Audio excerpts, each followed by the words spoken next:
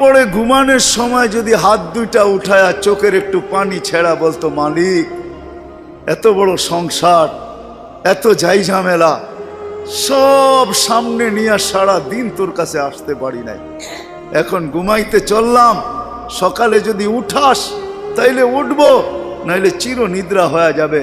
কেননা ঘুম তো মৃত্যুই,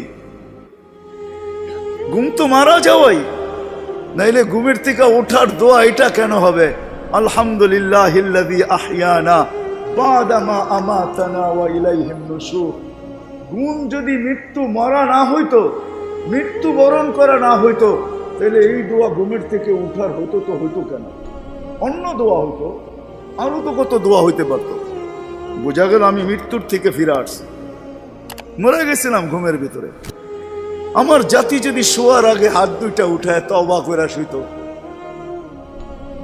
নারী পুরুষ নির্বিশেষে, এইখানে তো এই বিশাল ওই মাথা পর্যন্ত একজনও পাওয়া যাবে কিনা যে ডেলি আমি ঘুমানোর আগে কমসে কম একটু হাত উঠায় তওবা করে হইলেও ঘুমাই, আল্লাহকে বইলা ঘুমাই, আল্লাহ যেমন করার ছিল সারাদিন করতে পারি নাই, যেমন পড়ার ছিল পড়তে পারি নাই, তোমার দিকে ছুটার ছিল ছুটতে পারি নাই, আমি কিন্তু মাপ চায় ঘুমাইতেছি। যদি উঠায় নাও ঘুমের ভিতরে, তাইলে ওদের অন্তর্ভুক্ত করো যাদের ব্যাপারে তুমি নিজেই কোরআনে বলছো ইউহিব্বুত তাওয়াবিন ওয়া ইউহিব্বুল মুতাতাহহিরিন। তুমি তওবাকারীকে ভালোবাসো, আমাকেও ভালোবাসার চাদর দিয়া ডাইবেন। আমার জাতি যদি ঘুমানোর সময় একটু তওবা করে ঘুমাইতো, একজনও তো হাত উঠাইতে পারবে না যে আমি ঘুমানোর সময় ডেলি তওবা করে ঘুমাই, তওবায় আমি অভ্যস্ত। যুবক আসো, ভাবো, সবার পায়ে হাত রাখা বলতেছি, যে যে স্থানে আছি, যার যতটুকু পজিশন দুনিয়াতে, রিক্সা চালাও, তুমিও ভাবো যে এই ছোট জীবনটা কেন দিলেন? বাবা উচিত কেন দিলেন? ওই জান্নাত পাওয়ার জন্য দিলেন। বলে আপনি কি করে বলেন? এই জন্যই বলি, কেন আমাদের যাত্রা জান্নাত থেকে, আমরা জান্নাতে যাব। আদম আলাইহিস সালাম জান্নাত থেকে যাত্রা শুরু করছেন, আবার উনি ফিরা জান্নাতেই যাবেন। আমাদেরকে যদি আল্লাহ জান্নাত না দিবে, তাহলে মুসলমানের ঘরে আমার অস্তিত্ব দিল তো দিল কেন? আমি তো ডিমান্ড নোটও ভরি নাই, আমি তো আল্লাহর কাছে চাইও নাই, আমি তো আল্লাহর কাছে অনুরোধও করি নাই। আল্লাহ সদ ইচ্ছায় আমাকে মুসলমানের ঘরে পাঠাইছেন। দুনিয়াতে পা রাখতে দেরি, আজান একামতের ধ্বনি আমার কানে আসতে দেরি হয় নাই।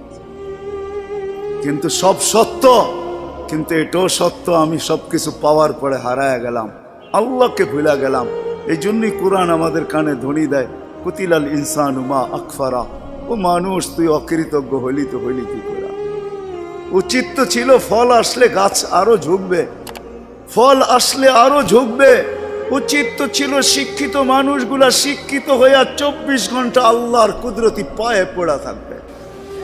উচিত তো ছিল ধনী ধন পাওয়ার পরে আল্লাহর কাছে কাছে থাকবে। উচিত তো ছিল যুবক যৌবন পাওয়ার পরে আল্লাহর কুদরতি পায়ে যায় মাথা ঠেকায় দিবে, মালিক তুই আমাকে যৌবন দিছিস, দূরে যাই তো যাই কি করা, যৌবন তো তোরই দেওয়া। 24 ঘন্টা আমাদের উপরে রহমতের বৃষ্টি বর্ষিত হইতে থাকে। তারপরও আমাদের সমাজের মানুষগুলো একটু ভাবে না, একটু চিন্তা করে না এই ছোট জীবনটা কেন দিল। আসলাম আর যাব। উর্দুতে বলে খানা কামানা খানা সোনা সুবা পাখানা। এটার জন্য তো দুনিয়ায় দেন নাই, জীবনটা দেন নাই যে কামাবো, খাবো, ঘুমাবো, আর সকালে খালি করব, আবার কামানোর জন্য ছুটবো। মা বোনরা হয়তো একটা আটটা বেশি করে, পকানা সাজনা সাজানা, খানা খিলানা, সোনা, আর পরেরটা তো সবারই সমান। এতটুক হয়তো মা বোনদের দুই একটা বেশি, চার চারা তো পুরুষের সমানই। এই জন্য জীবনটা না। আসেন ভাবুন, কোন দিন এটা ফুরে যাবে কেউ জানবে না। মৌত কারো কাছে মিস কল দিয়ে আসে না। দুনিয়ার কোনো ব্যক্তিত্ব নাই, একজন ব্যক্তিত্ব ছিলেন, মৃত্যু যার কাছে বইলা আসতে হয়েছে। আল্লাহ নিজে বলছেন মালাকুল মৌতকে, বন্ধুর কাছে যাবে, অনুমতি দিলে ঢুকবে, নাইলে ঢুকবে না। অনুমতি নিয়ে বুকে হাত রাখবে, নাইলে রাখবে না। আমার বন্ধুর অনুমতি ছাড়া হাত রাখবে না বুকে। একজনই দুনিয়াতে ব্যক্তিত্ব ছিল যার কাছে অনুমতি নিয়ে আসছে, কারো কাছে আজ পর্যন্ত অনুমতি নিয়ে আসে না। আর আসবেও না। সত্য এটাই। এই জন্য আসেন, ওই জান্নাত, এটাই আমাদের ছোট জীবনটার উদ্দেশ্য। এই জন্যই আল্লাহ ডেলি ডাকে, 5 বেলা ডাকে, গ্যারান্টি দিয়া ডাকে, সিল লাগায় ডাকে। ইদা সালুহা সালুহা সাইরুল আমাল। 5 ওয়াক্ত নামাজ যদি এই উম্মত কমপ্লিট করে দেখাইতে পারে, তো আল্লাহ আমাদের নবীজির সাথে ওয়াদা করছেন, আমিও আপনার উম্মতের জীবনকে কমপ্লিট বলে লেখা দিব। কোনো বিষয়ে হাতেই লাগাবো না, চোখই বুলাবো না, নামাজ ঠিক তো ঠিক। মুহাম্মদুর রাসূলুল্লাহ সাল্লাল্লাহু আলাইহি ওয়াসাল্লাম এই জন্যই আসছে, এই জন্যই জীবনটা ভর চোখের পানি ঝরাইছেন, এখনো জড়াইতেছে। কিয়ামতের মাঠে আমাদেরকে নিয়ে চিৎকার দিবে, উম্মতি উম্মতি বলে চিৎকার দিবে। আসছিল যুবক, যৌবন অবস্থায় তোমাকে জান্নাত পাওয়ায় দেওয়ার জন্য, নাইলে যে হাদিস শুনাইছি এটা কোনোদিন হইতো না, কোনোদিন হইতো না। যৌবন আসতে দেরি, পাইতে দেরি, তোমাকে জান্নাতের নিচে গ্যালারি বুকিং দিতে দেরি হবে না। তোমার জন্য আরশের নিচে তোমার জন্য গ্যালারি বুকিং হবে, সুপার ডিলাক্স গ্যালারি। সাবাতু ইয়াদিল্লুহুমুল্লাহু তাহতা দিল্লি আরশি ইয়াউমা লা দিল্লা ইল্লা দিল্লু শাবুন নাশা ফি ইবাদাতিল্লাহ। ওই যুবক যে দুনিয়ার এই গান্দা জিনিসের থেকে 60-70 বছরের জন্য চোখ বন্ধ করে নিছে, কান বন্ধ করে নিছে, জবান বন্ধ করে নিয়ে দৌড় লাগাইছে, আল্লাহ বলে তোমাকে আরশের নিচের সুপার ডিলাক্স গ্যালারিতে জায়গা দিবে। কিয়ামতের দিন ওইখানে জায়গা দিবে। হ্যাঁ, ওইখানে শুধু খালি মুখে বসে থাকতে হবে না, সব থাকবে ওইখানে, সব খাইতে থাকবে, সব বুক করতে থাকবে। আমল নামা উঠতে উঠতে ডাইনাতে চলে আসবে, তোমার যাইতেও হবে না, উঠতে উঠতে ফেরেশতা নিয়ে আসবে হাতে, ডাইন হাতে। আজকে যেরকম ছক্কা মারলে তোমরা বাজার গরম করে ফেলো, মহল্লা গরম করে ফেলো, ঠিক না? আরে বোঝো তো আমার কথা, কার ছক্কা? ক্রিকেটে দেখো না মাঝে মাঝে তোমাদের পছন্দের প্লেয়ার যদি ছক্কা মারে বা টিম যদি ছক্কা মারে, তাহলে পুরো বাজার গরম করে ফেলো, ঠিক না? আমল নামা ডাইনাতে আসতে দেরি, আরশের নিচ গরম করতে দেরি করবে না।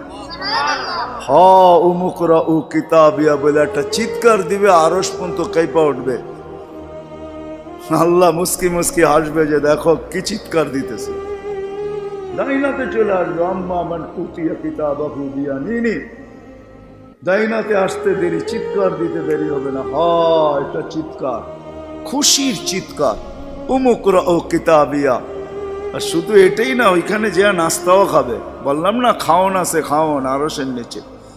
জান্নাতের মাছের কলিজার কাবাব আর জান্নাতের রুটি খাওয়াবে। ফেরেশতারা আয়সা বলবে আল্লাহর ওলি দুপুরের খানা জান্নাতে খাইতে হবে। এইখানে বৈশা বৈশা একজন আরেকজনের দেখায় সময় কাটাইলে চলবে না। জিজ্ঞাসা করবে কি পাকাইছে আল্লাহ দুপুরে? যাবাহা লাকুম সাওরাল জান্নাত, জান্নাতের ষাঁড় জবাব। জিজ্ঞাসা করবে কোথার থেকে আনছে? আমাদের আমিন বাজার মিরপুর থেকে। কেনা রব্বা হাফি আকনাফিল জান্নাহ, জান্নাতের কোনায় কোনায় বিচরণ হয়ে বড় হয়েছে।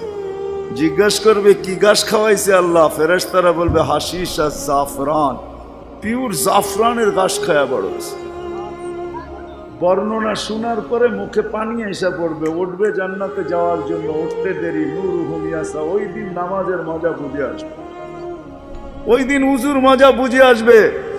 যেইখানে উজুর ব্যবহার হয়েছে ওইখান থেকে নূর ফুটা বাহির হবে, যেই জায়গা নামাজে ব্যবহার হয়েছে ওখান থেকে নূর ফুটা বাহির হবে। দোজকের পাশে যাবে, দুনিয়ায় কি রংবাজ। দুজক যখন জিজ্ঞাসা করবে তোমরা কারা, তো সব রং বুড়াও রংবাজ হয়ে যাবে। রংবাজ বোঝেন তো? দুজকের পরিচয় দিবে, চিনো না বুঝি আমার ঘরে? হ্যাঁ চিনো না? নিজেকে পরিচয়